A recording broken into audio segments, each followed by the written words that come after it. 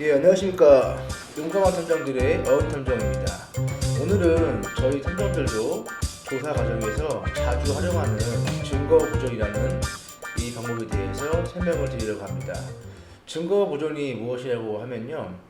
간혹 가다가 이제 의뢰자께서 셀프로 배우자의 외도 증거를 수집하는 경우가 있습니다. 그런 경우 대표적인 세 가지 방법으로 조사를 하게 되는데요.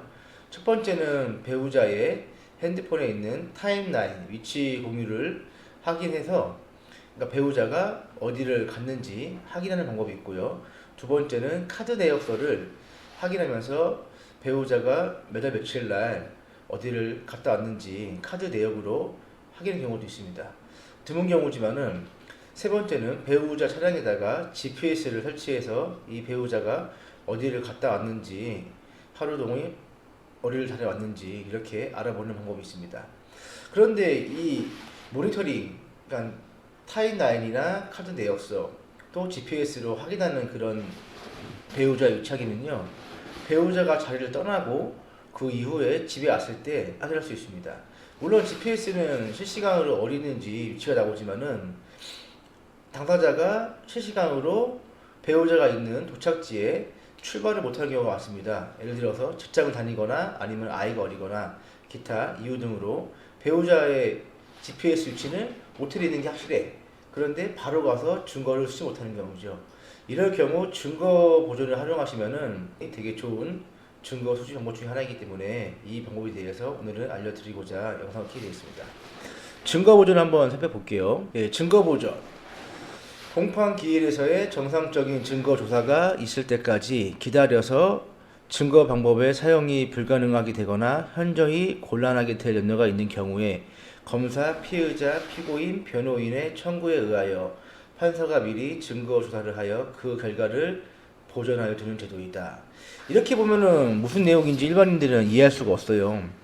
쉽게 말해서 배우자의 핸드폰 타임라인이나 뭐 카드 내역서, GPS 설치로 인해서 배우자가 부정한 행위, 즉 외도나 불륜을 저지를 만한 곳에 도착한 거는 확실히 맞아. 그런데 이미 배우자는 그 자리를 떠난 후에 우리는 그 이후에 확인이 되기 때문에 배우자가 그 부정한 행위를 저질렀다고 생각하는 도착지에 당장에 갈 수 없는 겁니다. 그럴 경우에 법원에다가 합법적으로 몇 월 며칠 몇 시에 어떠한 이유로 우리 배우자가 도착한 건물의 내부에 있는 카메라를 확인해 보고 싶다. 그래서 여기에 대한 증거 보존을 신청할 테니 결정을 해달라. 이렇게 청구를 하는 제도가 증거 보존 제도입니다. 그런데 그 증거 보존 제도가 강제력이 있는 건 아닙니다. 우리가 흔히 알고 있는 뭐 구속영장이나 수선영장, 체포영장 같이 강제력이 있는 거 아니에요.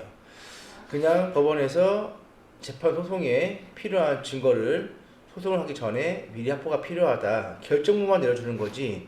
결정문을 가지고 그 해당 배우자가 방문한 부정한 행위를 저질렀을 만한 그런 건물 관리자한테 가가지고 결정문을 가지고 몇 월 며칠 날 저희 배우자가 여기에 온 게 확실한데 거기에 대한 영상이 남아있으면은 법원에 제출해 주라.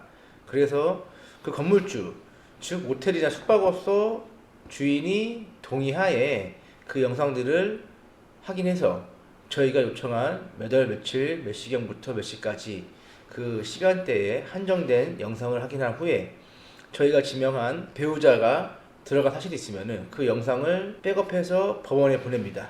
그럼 저희가 법원에 가서 그 영상을 보고 배우자가 저희가 예상한 대로 해당 모텔이나 숙박업소 또는 기타 부정한 행위를 저지를 만한 곳에 다녀간 흔적이 보인다 그러면은 그 증거를 가지고 소송에서 사용할 수 있는 좋은 제도입니다. 그런데 결정문이 강제력은 없기 때문에 무조건적으로 그 모텔이나 숙박업소 주인분들이 의무적으로 보여줄 의무는 없습니다. 거기를 가가지고 말을 잘해야 되는 거고요.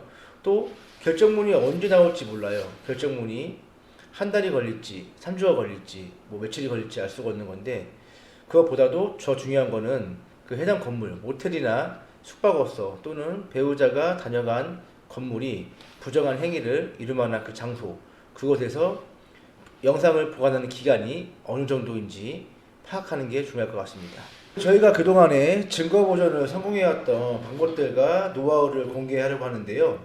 너무 한 편의 영상에 저희가 공개해버리면은 저도 얻는 게 없고 너무 재미없기 때문에 다음 영상에 계속 이어질 것이고요. 다음 영상 보시면은 정말 디테일한 노하우나 이런 방법들이 나와 있습니다.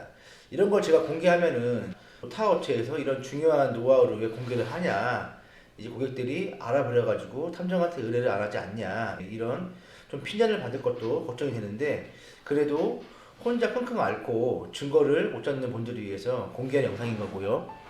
다음 영상도 시청해 주시고 거기에 많은 노하우가 실려있기 때문에 다음 영상에서 자세한 노하우나 방법들을 공개하겠습니다. 감사합니다.